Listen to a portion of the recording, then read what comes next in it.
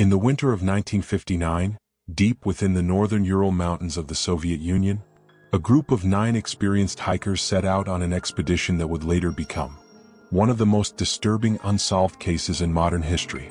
This was not a group of amateurs. They were young, physically fit, and highly trained. Each member had completed previous expeditions in extreme weather conditions. Several were engineering students. Others were war veterans. All of them were considered capable of surviving in one of the harshest environments on Earth. Their destination was a remote mountain known to the local Mansi people as Kolit Sayakal. In the Mansi language, the name translates to Dead Mountain. At the time, this name was considered nothing more than local folklore, a coincidence, a translation with no real meaning. No one believed it was a warning. The group's leader was a 23-year-old student named Igor Dyatlov. Confident, organized, and respected by his peers, Dyatlov had carefully planned the route. The goal was to reach the summit and return within 16 days. If they failed, it would not immediately raise concern. Delays were common in expeditions like this. Weather could change, equipment could fail, but Dyatlov was known for his discipline. If something went wrong, he would report it. On January 27, 1959, the group departed. They were last seen alive heading deeper into the frozen wilderness, pulling sleds filled with supplies, laughing, smiling, unaware that none of them would ever return. One member turned back early due to illness. This decision saved his life. He would later become the only surviving witness connected to the expedition. The remaining 9 continued forward. As the days passed, the weather worsened. Temperatures dropped below -30 degrees Celsius. Visibility was reduced to almost nothing. Wind howled across the slopes with enough force to knock a person off balance. Despite this, the group pressed on. Their final campsite was established on the slope of Kolit Sayakal. Not in the forest where protection was available, but on an exposed mountainside. This decision alone has puzzled investigators for decades. On the night of February 1st, something happened. We do not know what woke them. We do not know what they heard. We do not know what they saw. What we do know is what they left behind. Weeks later, when search teams finally reached the area, they discovered the tent.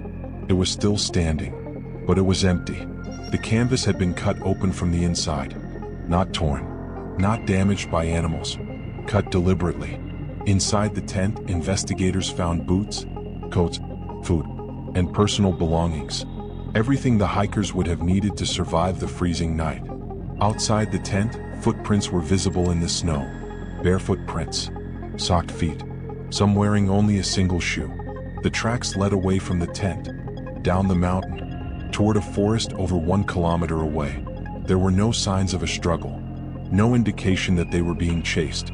It appeared as though the hikers had left calmly, ordered, almost intentionally. The first bodies were found beneath a large cedar tree at the edge of the forest. 2 of the hikers lay there, wearing nothing but underwear. Their skin showed signs of frostbite. Branches above them were broken, as if someone had climbed the tree. Between the tree and the tent, 3 more bodies were discovered. They appeared to be attempting to return uphill, back toward the tent they had fled from.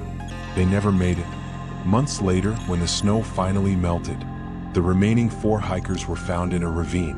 Their injuries were severe: crushed ribs, shattered skulls, internal damage comparable to a high-speed car crash. Yet, their skin showed no external wounds. One woman was missing her tongue. Her eyes were gone. Official reports would later suggest scavenging animals, natural decay. But many investigators were not convinced. As the case files grew thicker, so did the questions. Why abandon a tent in sub-zero temperatures? Why cut it open from the inside?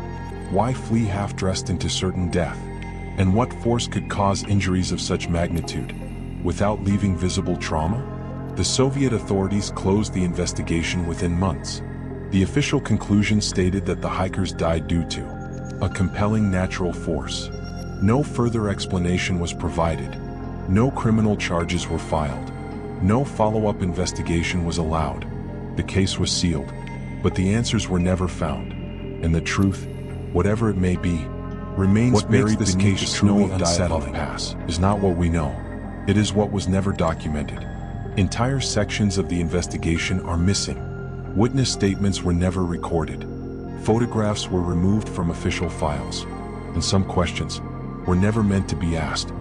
When the bodies were finally recovered, the Soviet investigation faced a problem it could not easily explain. There was no evidence of another group, no signs of combat, no clear indication of murder. Yet the injuries told a different story. Several of the hikers suffered massive internal trauma, ribs crushed inward, skulls fractured with extreme force.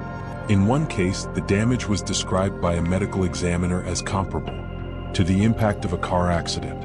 But there were no external wounds, no bruises, no cuts. This immediately raised questions. How could such injuries occur without visible damage to the skin? The first official explanation suggested a snow avalanche. According to this theory, a sudden collapse of snow forced the hikers to flee the tent in panic. But experts later challenged this conclusion. The slope angle was too shallow. There was no large avalanche debris. The tent was still partially standing, and the footprints leading away from the site remained clearly visible weeks later. An avalanche powerful enough to cause such fear would have erased all of this. Another theory focused on infrasound. Strong winds moving across the mountain could have created low-frequency sound waves, known to cause anxiety, disorientation, and panic in humans. This might explain why the hikers fled without proper clothing. But it does not explain the physical injuries, nor does it explain why some attempted to return to the tent. Then there was the radiation. Clothing from several hikers showed elevated levels of radiation. This discovery was never fully explained in official reports. At the time, the Soviet Union was conducting classified military tests in the region. Some researchers believe the hikers may have witnessed a weapons experiment. Witnesses later reported seeing strange lights in the sky that night. Orange orbs, silent, moving slowly across the horizon. These reports were dismissed, but the files containing them remain. Another theory suggests an encounter with the local Mansi people, an indigenous group with deep spiritual beliefs tied to the mountains. However, investigators found no evidence of violence, no foreign footprints, no weapons, and the Mansi were known to avoid conflict. In fact, they assisted in the search efforts. As the investigation progressed, it became increasingly clear that certain questions were not meant to be answered. Files were classified. Photographs disappeared. Witnesses were silenced. The final report concluded that the hikers died due to a compelling natural force. The case was closed. For decades, it remained buried in Soviet archives, until it resurfaced. Modern researchers have revisited the evidence using advanced technology, computer simulations, forensic analysis, geographical modeling. Yet even today, no single explanation accounts for all the facts.